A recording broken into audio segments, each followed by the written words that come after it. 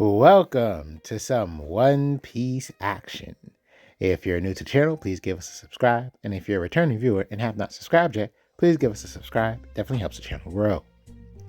Now, this is, I guess you could consider this a little bit of a to be continue.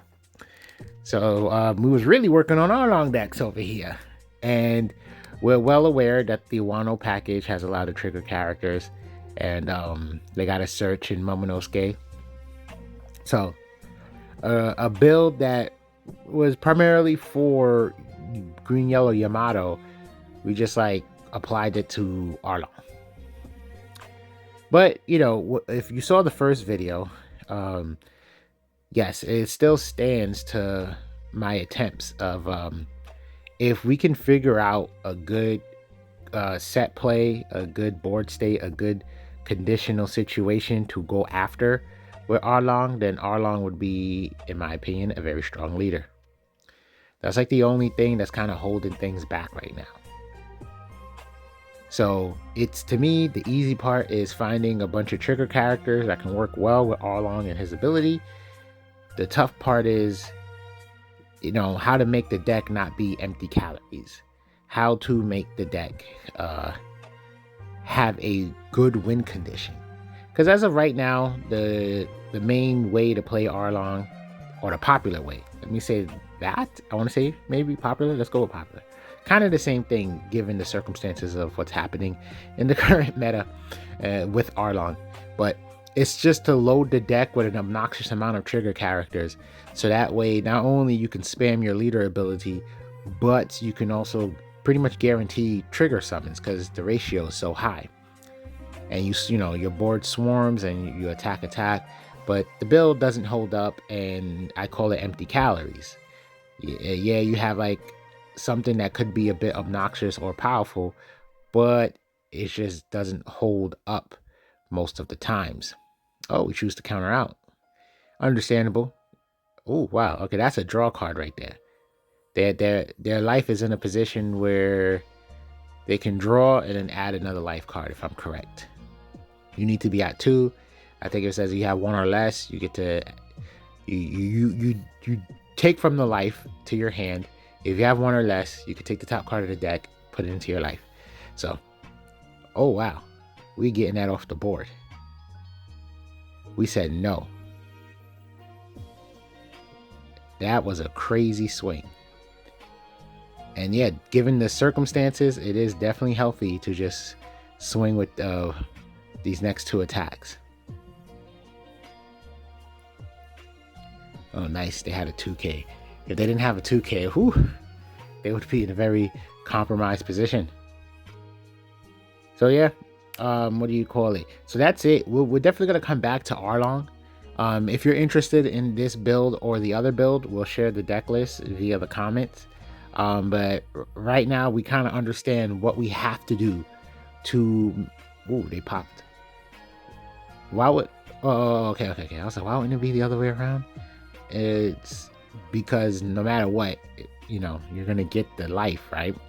And 5K is easier to attack than 6K. But that was just a brain fart, I guess. We have enough, but we won't gain no real benefit from playing Yamato. But it looks like we're going to play Yamato. Are we? Low key, I would just set up. Oh no, I would play the search card, get some counter power in my hand. That's another thing right there. Okay, so we got Yamato on the board because that is muscle. So we should be able to close out the game next turn. We have too many life cards in play. They only got 1. So once they play some blockers, they're in trouble. And anything they play, it has to be blockers. Because if they start playing cards, essentially, it just makes it easier for us to go for game next turn.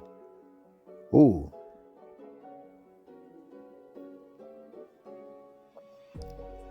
Potentially double trash. That's a lot of life right there. Goodness.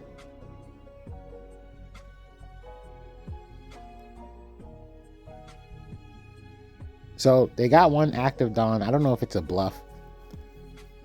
Right now, you'd have to think, oh, well, there is the Straw Hat card. Ooh, we playing the event. Get some counter power. That's pretty good.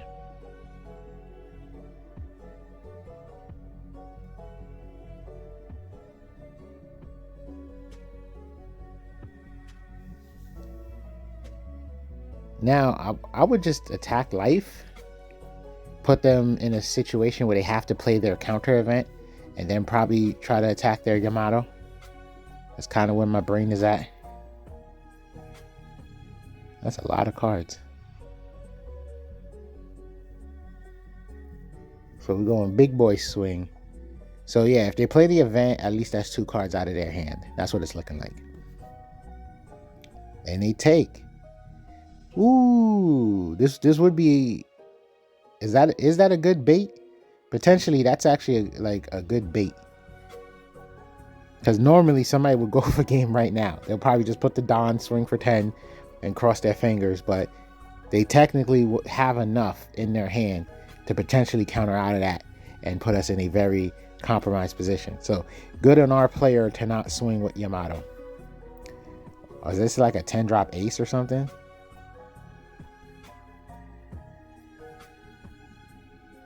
So we counter out of that because that has banish. So hopefully anything that they do to attack our life would just allow cards to go to our hand. We have so much counter power. We could 2K that. Yeah, that's max value. So it never hurts to just max value something. And then I'm sure we'll probably just take the next hit. I mean, we would have to. Oh, there's the ace. And they're tapped out on their Don. So even if they do have that counter event, they can't play it. They chose not to swing with ace. So technically, we still are in position to win this game.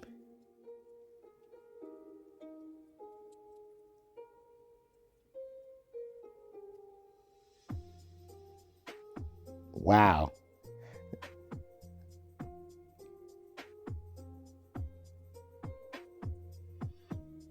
You know, I am surprised we didn't just attack. They had 2 of the events. I am surprised we didn't just attack with Cat Viper first. Because normally you go low to high for that exact reason. So we should have just attacked with Cat Viper first. That would either lead them to counter out because it's easy to counter out. And then that would make it harder for them to counter out of the next 2 attacks. But then again, I can also understand it. Let's say if it wasn't a trigger, then that gives you 2 swings of like potentially 10k. Like I still can understand the thought process. I believe we can't use that because it only works with Wano, right? Oh, okay. No, I don't understand. So yeah, that card is in the deck because it's just a 2k counter, but that play kind of gives us a free Momonosuke play. So maybe that's why we use the trigger summon. And then we can just put it right back in life. That's the only thing I can think of. It's also there if we have I think we have You Can Be My Samurai. It is, maybe, or maybe not. I don't know.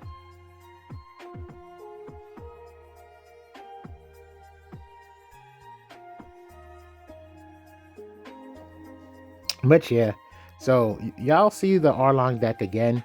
I don't know if we'll be able to come up with something really crazy in OP09 since we don't got that much time to OP10. But once again, Arlong is a leader that's not future proofed essentially. So every time they come out with trigger characters, the deck gets stronger and stronger.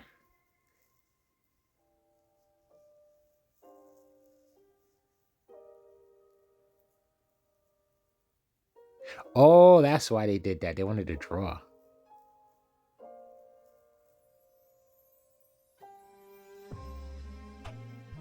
I was like, why would they just play that out? It was okay. They wanted to get the draw.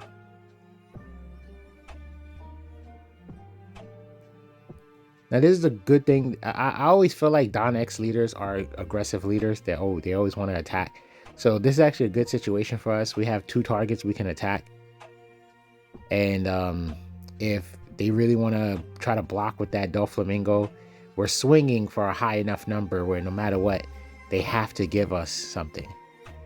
They can't just play it. They have to give us something. Or say more accurately, they can't just block. They have to block and counter or lose the card. Like I kind of realized I was talking in my own language.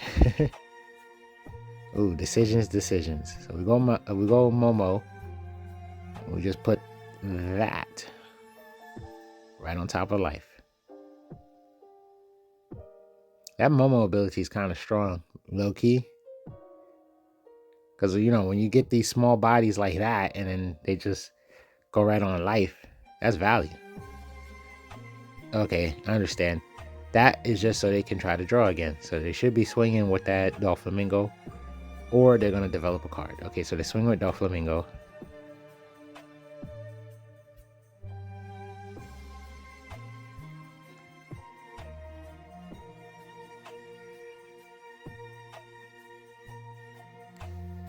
We choose to keep.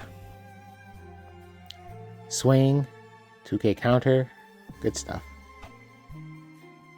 Now hopefully we can get that Sabo off the board. That Sabo is keeping this Lim in the game. This is why they was so worried about draw cards. Momo block. And then oh, we got baited. It wasn't a 10-drop play.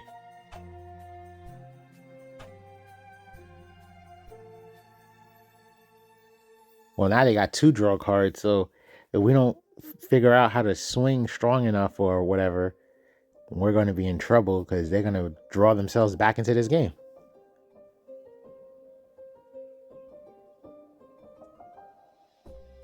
So I guess they just wanted to fill their board up from what it looks like. Their board is definitely threatening for next turn.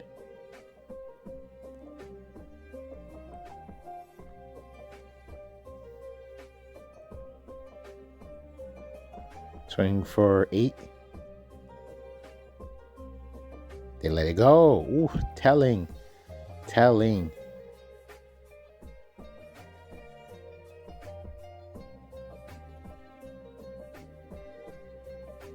then either we're cheating out our 5-drop Yamato, or we're gonna go for a leader ability and cheat out the Dog Storm. Nekomamushi. Okay, I was like trying to remember.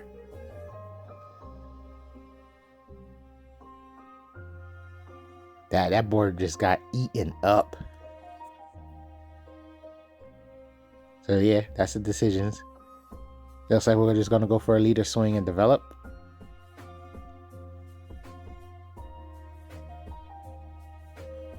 I respect it. So much pressure. It's clear that they can't protect anything.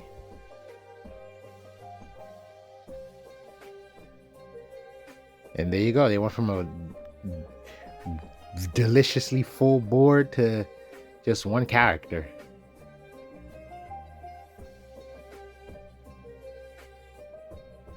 I guess you could definitely say they overextended.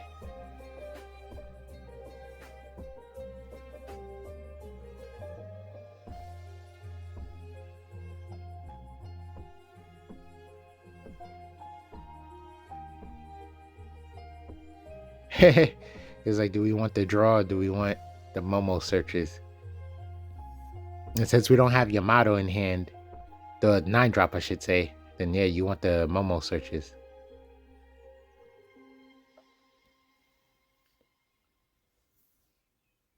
Too bad we didn't we wasn't able to get the 5-drop Yamato on the board sooner, or just on the board by now. So they could definitely protect their Zoro. They got 2 cards in hand and 1 blocker. So it would take some math. Ooh, interesting. They're like, F that. So now with no cards in hand,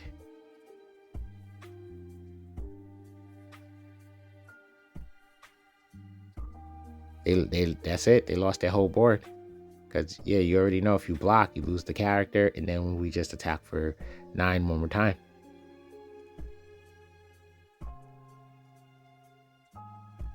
Attack. They have to take. And leader ability. Yep, that's it. Always in my heart, if you're a Don X leader, the game wants you to be aggressive. That's how I feel. Don X, when attacking, yada yada, it's just like you get to be aggressive while gaining this ability. That's how I feel. That's my logic.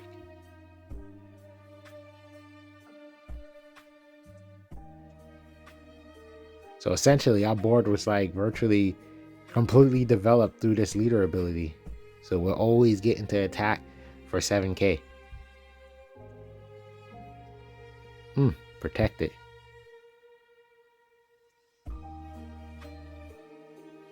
They got a blocker. They got another blocker.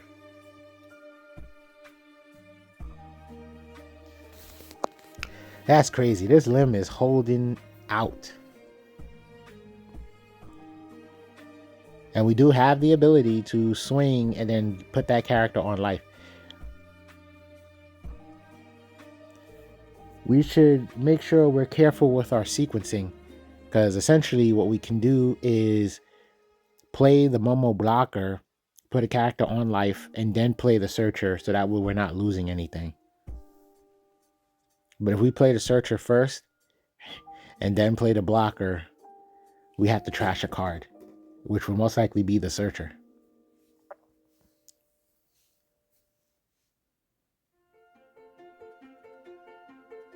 I mean, yeah, right now every attack just has to be an attack for game. Just got to make sure you keep up 7 Dawn. That's it. Just make sure you have 7, so you can have a strong play. But yeah, they're in the position. They got to be able to defend everything. There's no way around it. They have to defend everything.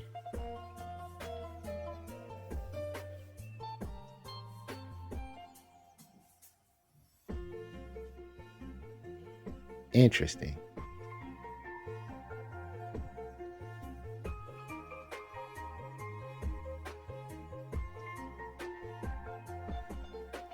And who we decide to put on life. Because so far all the trigger characters can trigger summon. So there we go.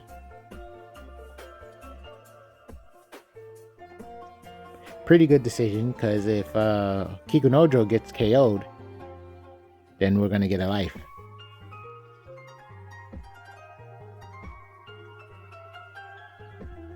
And it's funny because they're in a position where it's like, oh, okay. They're like, damn, I know I should get rid of it, but do I want to get rid of it? Now we technically have, well, we could go for a game. No matter. I was like, we have plenty of Dawn to make whatever play we want, which the play we should go for, or the play we should want, is game. Yeah, we had too much at that point. And here we are going up against the Shanks. So I realized a lot of colors just don't really have what they need to compete technically. Like, the more I learn this game, the more I'm like, dag. But it's more on the boss card end is how I feel. Like, look at blue. They got Draw Kaido and a lot of situations.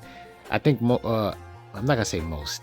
I think there's a healthy amount of people that feel like Draw Kaido is a win more card. Because when you're not in the winning position, then it doesn't really help you. And I've seen that countless of times. You draw 4, the opponent's turn, they attack you, you pretty much chucked everything you drew. Then Bounce Kaido, sadly, he came out in the wrong time. If he came out today, he probably would be a bounce an 8 drop, and then it'll probably be a bounce a 5 drop. I wouldn't be surprised. But bounce 8, bounce 3, nobody wants that. And then you got the next blue card that's leader locked. So it's like, what are you supposed to do now? You just leader lock this card. If the Whitebeard card, the 10-drop Whitebeard, I believe it's leader locked. So you could say blue doesn't really have boss cards. It took a while for purple to get some honest boss cards, in my opinion. Green got some, but it's up to you to feel how happy you are with them. But the main two, I think every deck has to look forward to is Zoro and Doflamingo. What does Yellow? Yellow is like kind of the king of the boss drops. I ain't gonna lie. Is it? Or it's just PTSD? Because when you think about it, Katakuri, it was just all 10 drop Big Mom. And then Enel comes out and all he does is just play high drops. Doesn't matter what it is. And now he got a combination of Yamato and Ace, just giving him life and keeping him in the game. So what colors? I already said. I said blue, yellow, red. I guess red's high drops are sus until 10 drop Shanks came out. This Shanks changed the game for red, I would say. I think that's it, because we look at black. Black has 10 drop Kuzan, and at first he wasn't working, but I think he works now. I think people just gotta feel comfortable with him and just play him, but he definitely changes the game in a devastating way. But anyway, I say all that stuff. I think blue right now is probably the one that hurts the most. I think they're suffering from inadequate boss cards. Anyway, yes, once we can figure out what the route that we want to take with this deck, with Arlong specifically, not the Charlotte Linden version, not the Wano version, but like something to look forward to. Once we can figure that out, I feel like we can make the Arlong deck that is very effective. But we also don't got that much time, because I don't know if these new EBO cards that boost the East boost. Oh, I love seeing that. Put some pressure with the low drops. It always messes up the opponent. Anyway, back on track. What you call it? Once we can find out like the terms of and conditions that we want to meet with Arlong, that's it. Then it's a wrap, because I feel like he just has enough trigger cards. I think there's so many trigger cards out there in this game between green and yellow, more so on the yellow side, that something could come up, something could be made. You just gotta find something strong, a strong plan of action. But who knows? Because either green and yellow doesn't have that, or they do and we just haven't seen it. Like, we can't figure it out. We just gotta unlock a fourth tome of our Sharingans. And when I say our, I'm talking about the whole community. We're all in this together. Yeah, I'm showing my age, Disney stuff. I didn't even watch it. That was viral back then. I think it's High School Musical, right? Can we go for a game here? Rest one of the blockers, yada yada. Is that possible? We got so much counter power. Goodness. 2K. Oh my god. We could definitely put pressure and cheat out Momo and draw a card. We could cheat out I would cheat out Momo for the blocker purposes. There's also Karubi to cheat out to rest the blocker. Okay, let's see what happens. There it goes, Cat Viper. Maybe we should have swung with Cat Viper first, knowing that was definitely on the table. So now this is where the decision is like, do we swing with Karubi, rest the character, and then they have to deal with all the pressure? We should have attacked with Nekomamushi first, though. If that was we should have just attacked with that. No, okay, I get it. Maybe, I don't know what play the player has in mind, but you definitely would have had to give Nekomamushi a Dawn.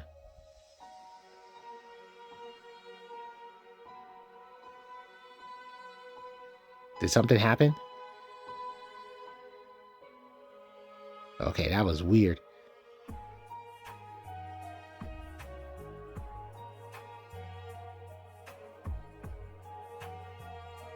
Yeah, gave Nekomamushi a Dawn, swing. The whole shenanigans happens, but you would have got value out of Nekomamushi. But because we still have, I think that's Hiyori. We still have that green card. Oh, I think we overlooked, unless there's something I'm missing. I feel like we overlooked it. Play, Chuck, draw one. Maybe there's something I'm overlooking. I don't know. Because we could have had that same play and swung with Nekomamushi for the Dawn on him.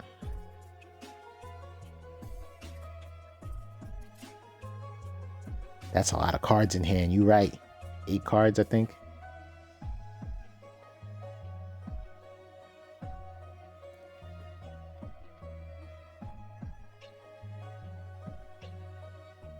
Yeah, because potentially what could have happened was they would have had to defend another attack, because they would have had to deal with the Nekomamushi attack, and then that would have allowed the next couple of attack sequences to get through easier. 9k, that's a lot. Okay, we take and we get our trigger summon, so our board is looking more devastating. They are, and since they tapped their Dawn, we don't have to worry about no 10 drop plays. So they are in a very compromising situation. Catch the free block. Ooh, nice play, nice play. And we got too much to be able to counter out of this.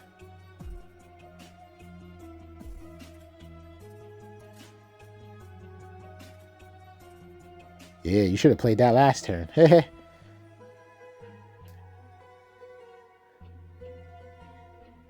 And then we would see another card at that. What we could do, no, we can't. We probably shouldn't overextend that way. Yeah, this is, we can potentially go for game.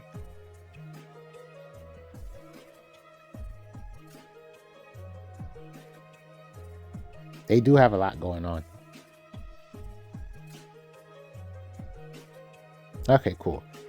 So we're not going to put any Dawn value on Karubi. Understandable, because it would take up a lot of Dawn. This should force some blocks. Oh, he gets rid of a 6k? Oh, I thought it was just a 5k. Okay, so he didn't want to get rid of Kikunojo for obvious reasons. Okay, I got you. Man, that hurt feelings. What the heck? So I guess maybe we should have attacked with Momonosuke? I don't know.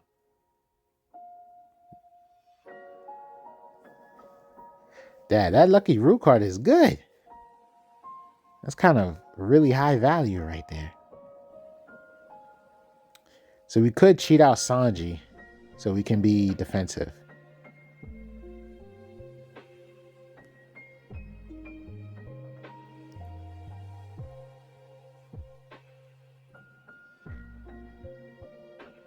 It's just next turn bag. So I guess you can say there was 2 plays we made a mistake on. If you guys agree with me, there was about 2 plays, because we would have another card in hand. We would see a different card in hand as well, and we would have gotten an extra attack, which would have put the Shanks player in a more compromised situation. Okay, so we're gonna use Karubi. Very interesting. So this has to be a going for game type of situation.